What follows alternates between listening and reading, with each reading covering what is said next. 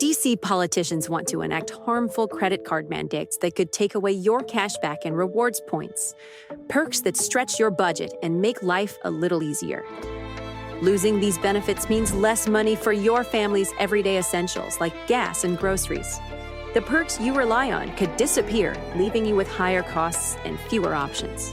Tell Congress to guard your card and oppose the Durbin-Marshall credit card mandates.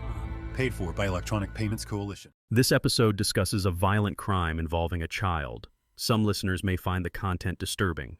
Listener discretion is advised. October 1984, a quiet Ontario village. A little girl disappears without a trace. It would take 36 years for the true killer to be unmasked. Today we look into the 1984 murder of 9-year-old Christine Jessop, a case of innocence lost, justice derailed, and truth finally revealed decades later. This is Northern Dark, True Canadian Crime, the Christine Jessop case.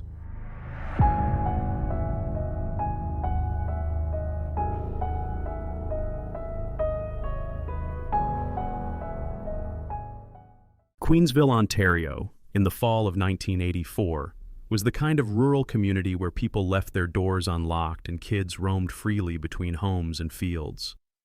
Everyone knew each other, and the Jessops were one of many hardworking families living along Leslie Street. Their youngest, Christine, was 9 years old. She was described as bright, sensitive, and full of energy.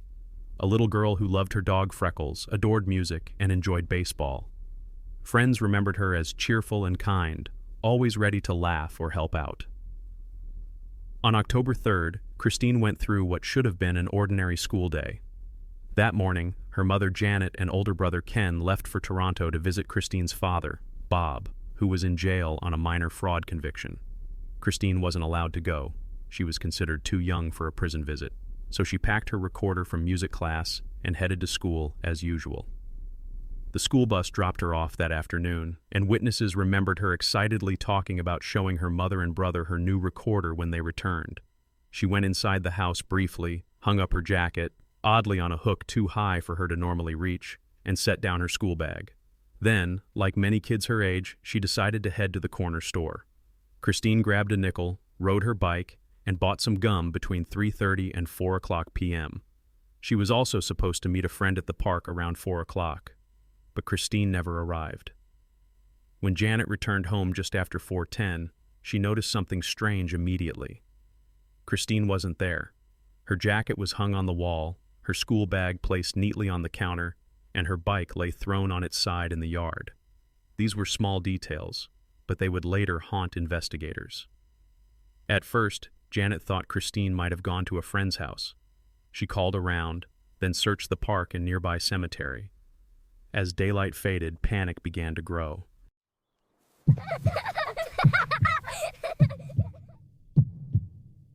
That evening, as Christine still hadn't returned, the Jessops called police.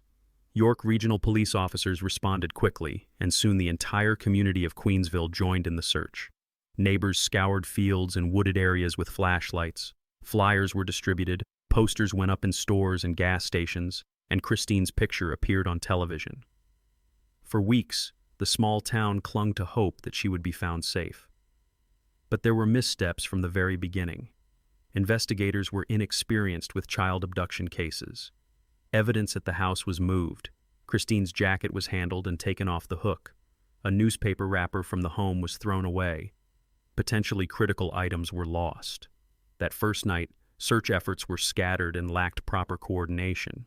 These mistakes would echo through the years that followed. The days stretched into weeks. Searchers covered every nearby park, ravine, and farm field. Helicopters circled overhead, and dive teams checked ponds and rivers. It was one of the largest community searches Ontario had ever seen at the time. But Christine remained missing. Her mother later described the agony of waiting. Every time the phone rang or there was a knock at the door, she hoped it was Christine.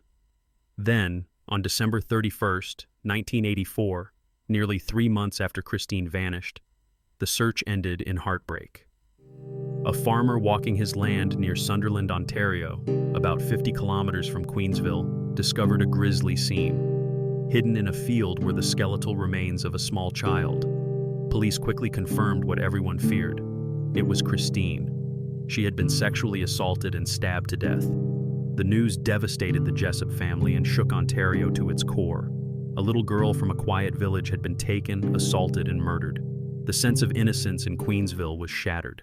Neighbors who had once left doors unlocked now double-bolted them. Parents no longer let their children roam freely. The question was no longer, where is Christine, but who could do this? Investigators believed from the start that the killer was someone who knew the family. They compiled a list of relatives, friends, and neighbors who had access to the Jessop home. Among them was Calvin Hoover, a family friend who had spent time with the Jessops. But police didn't pursue him. Instead, suspicion began to circle around another neighbor, Guy Paul Morin.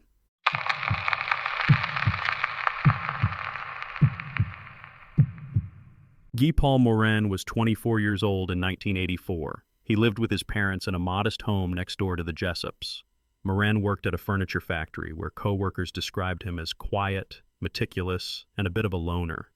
In his spare time, he raised bees, grew vegetables in the backyard, and played the clarinet. He loved jazz, collected records, and kept mostly to himself. Neighbors thought of him as eccentric. He didn't date much, he was shy around strangers, and sometimes came across as awkward in conversation. In a small village like Queensville, those traits stood out. Christine's mother had once offhandedly called him a weird-type guy. Not dangerous, just unusual. But to police, who were desperate for a suspect, weird became suspicious. On April 22, 1985, after weeks of surveillance and interrogations, police raided the Morin family home.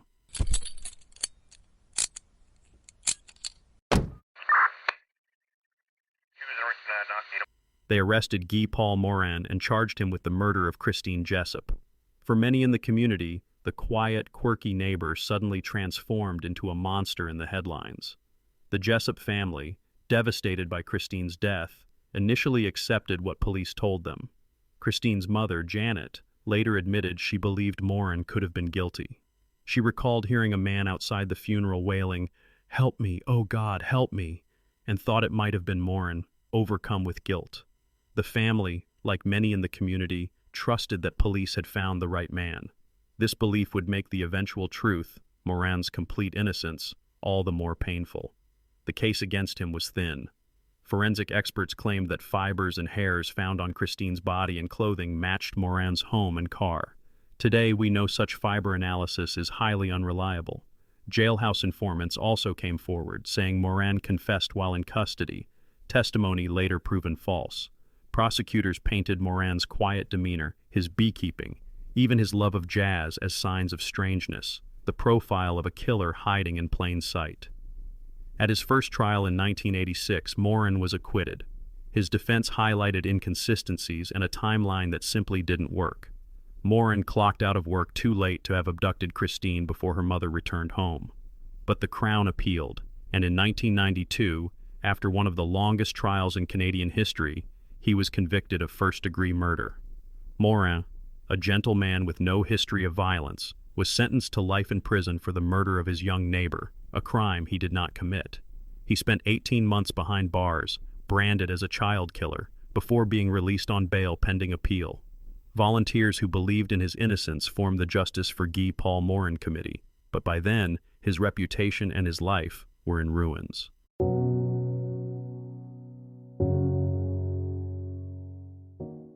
By the early 1990s, forensic science was rapidly changing.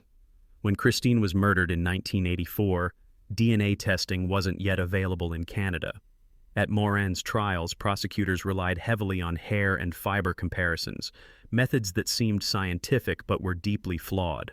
Those fibers became the cornerstone of the Crown's case, even though they could only show that two fibers looked similar under a microscope. But in the background, a new tool was emerging: DNA profiling. By 1992, scientists had begun to extract DNA from old evidence in cold cases. In Christine Jessop's case, semen had been preserved on her underwear. Earlier attempts to test it had failed. The technology simply wasn't advanced enough. But by 1995, labs had improved, and a fresh round of testing was ordered. The results changed everything.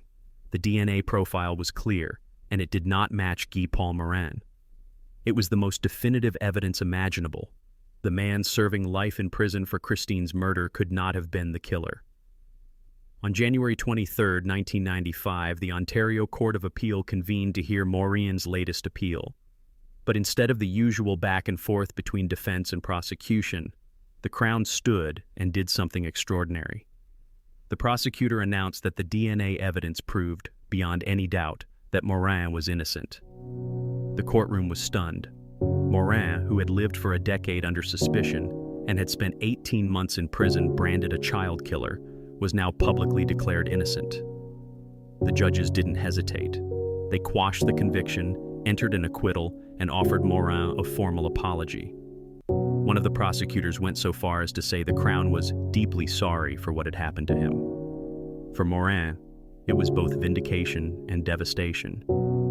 He was free, but he could never regain the years stolen from him.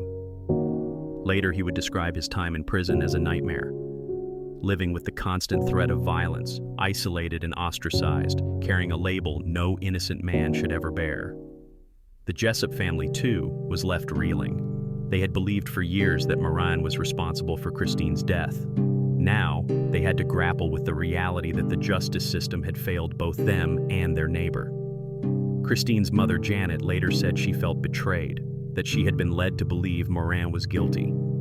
The family's grief was compounded by the knowledge that the real killer was still out there, and that precious years had been wasted pursuing the wrong man. Out of this tragedy, however, came a movement.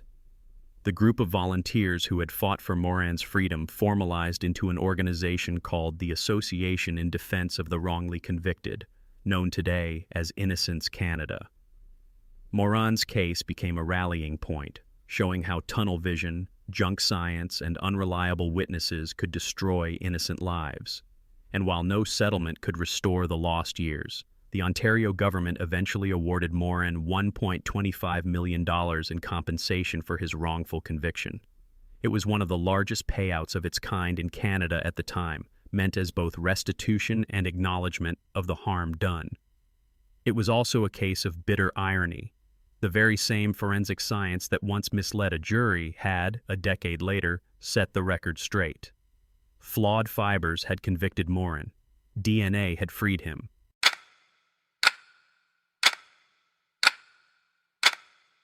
For 25 years after Guy Paul Morin's exoneration, the murder of Christine Jessop remained unsolved.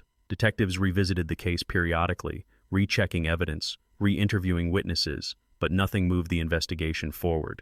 The Jessop family lived in limbo. Christine was gone, Morin was innocent, but the identity of the real killer was still a mystery. Then, in 2020, technology that hadn't existed in the 1980s or even the 1990s changed everything. Genetic genealogy, the same technique used to capture the Golden State Killer in the United States, allowed police to take the unknown DNA profile from Christine's underwear and upload it to ancestry databases. From there, specialists painstakingly built family trees of distant relatives who matched. Bit by bit, the branches narrowed to one man: Calvin Hoover. Hoover was 28 years old in 1984, married with 2 young children. He worked at the same company as Christine's father, Bob Jessop, and his wife Heather was close friends with Christine's mother, Janet. The families socialized regularly, hosting barbecues, birthday parties, and dinners together. Hoover even helped search for Christine after she disappeared. He stood among neighbors and volunteers, calling her name into the fields. He attended Christine's funeral and wake, blending in with mourners while carrying the darkest of secrets.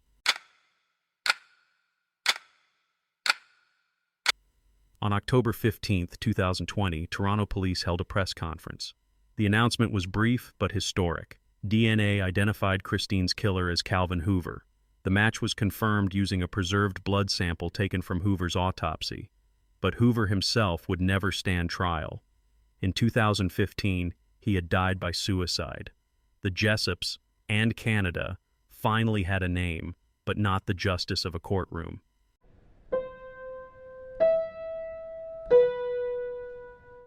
The revelation stunned the Jessop family. Christine's brother Ken said they were happily stunned, relieved to finally know the truth after 36 years. He added that the family had always believed the killer was someone who knew them, someone who knew Bob was in jail that day, and that knowledge had haunted them for decades. Now, at last, it all made sense. Christine's mother, Janet, after decades of grief and frustration, had an answer to the question that had tormented her since 1984. It didn't bring her daughter back, but it allowed her to close a chapter that had consumed most of her life. And then there was Guy Paul Morin. After everything he had endured, Morin issued a statement. He said he was relieved for the Jessop family and that he had always believed DNA would one day solve the case. Even in vindication, his thoughts were for Christine and her loved ones. The announcement also shocked the community of Queensville. For years, people had whispered about Morin, even after his exoneration. Now it was clear. The killer had been in their midst all along, a family friend who had shared meals and searched fields with them. The betrayal cut deep, and the irony was impossible to ignore. When Calvin Hoover's name was revealed in 2020, Janet and her son Ken finally had the answer they had prayed for. It was too late for a trial, but it was a measure of closure. Ken told reporters the family was happily stunned and praised the police for never giving up. For Janet, the revelation came as a bittersweet relief. The man who killed her daughter had been a family friend, someone she'd trusted. But at least she could finally put a name to the evil that haunted her for 36 years. The Christine Jessop case is remembered not just for its tragedy, but for how it changed Canada. It stands as one of the country's most important cautionary tales about wrongful conviction, forensic science, and the need for humility in the justice system. And at the center of it all remains Christine, a little girl who loved baseball and her dog Freckles, whose short life left a legacy that reshaped Canadian law and saved others from similar injustice.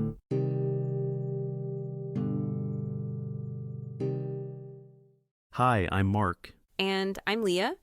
Thank you everyone for joining us today.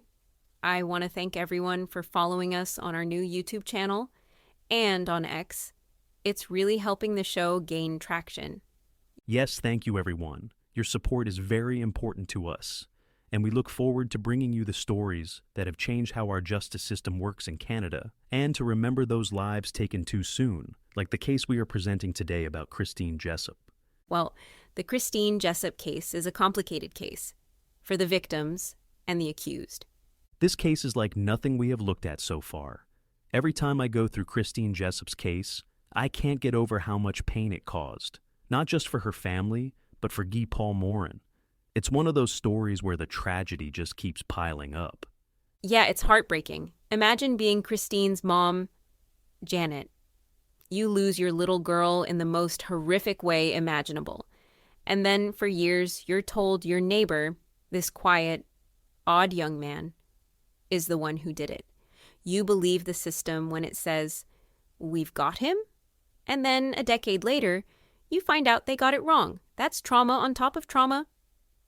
Exactly. And what sticks with me is how Morin was chosen as the suspect. He wasn't violent, he wasn't predatory, he was just different. He liked bees, he played clarinet, he collected jazz records. He was eccentric, sure, but harmless. Yet, in a small community, eccentric turned into dangerous in the police files.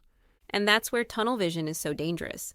Once they zeroed in on him, everything he did, or didn't do, was interpreted as suspicious.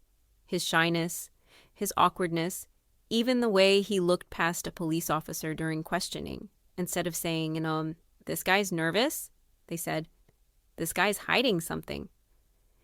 Meanwhile, the real killer, Calvin Hoover, was right there in the family circle, eating dinner with them, helping search for Christine, standing at her funeral pretending to grieve. That betrayal is chilling. It gives me goosebumps. Because Hoover wasn't some shadowy figure on the margins. He was trusted. He knew Bob Jessop was in jail that day. He knew the family dynamics. And yet, he managed to blend in so seamlessly that no one suspected him. It makes you wonder how many times families have unknowingly let the predator into their homes. And the thing is, police actually had Hoover's name on their list back in 1984. But because they were so locked onto Morin, they let him slip right through their fingers. If they had stayed open-minded, Christine's family might have gotten answers decades earlier. And Morin's life might not have been destroyed in the process. He lost years to prison, years to stigma. Even after he was acquitted the first time, people whispered. And after the conviction in '92, he was branded as the man who murdered a child. That's a label you never really shake, even if you're innocent. That's why I have so much respect for the way he responded when Hoover was finally identified in 2020. He didn't lash out. He didn't demand more apologies. He said he was relieved for the Jessops. That's class, considering what he went through. It shows a lot about his character. He could have been bitter, and he had every right to be. But instead, he turned his case into something bigger. The Justice for Guy Paul Morin Committee became Innocence Canada, which has helped exonerate other wrongfully convicted people. So out of his nightmare, real change came. And since 1993, Innocence Canada has exonerated 29 individuals. I'll add their website to the show notes if people are interested in learning more. Innocence Canada is a great advocacy group, and helping 29 individuals is quite the success story. I also want to add that Christine's legacy, too, is massive. She's remembered not just as a victim, but as the reason reforms were made. The Kaufman inquiry put tunnel vision on the map as something investigators are now trained to guard against. Evidence rules tightened. Science in the courtroom was forced to improve. That's Christine's impact. She changed how justice is done in this country. Still, it's bittersweet. It is bittersweet because at the heart of it all was a little 9-year-old girl who loved her dog and her baseball games. Her family lived with heartbreak for decades. They deserve better. And so did Morin. Yeah. Cases like this remind us why we tell these stories. Not just to revisit the tragedy, but to learn from it. To make sure we don't forget Christine, and to make sure the mistakes that ruined an innocent man's life aren't repeated. And it's important to add, Morin was eventually awarded $1.25 million in compensation. At the time, it was one of the largest settlements in Canadian history for a wrongful conviction. But no settlement could give him back the years he lost. That money was recognition of the harm, not repair. For Morin, those 18 months in prison and a decade under suspicion changed everything. And it also set a precedent. It showed that the justice system could admit fault, at least in dollars, but it also raised the question, how do you ever measure the cost of taking away someone's freedom? Thank you for joining us. Before we go, please follow us on X and subscribe to our YouTube channel, both at Northern Dark TCC. Suggest a case that you think we should investigate for a podcast. We are also posting our podcasts on our YouTube channel and making short videos on current true crime that we hope you will like, share, and follow our channel. We'll be back next Monday. Until then, take care of each other.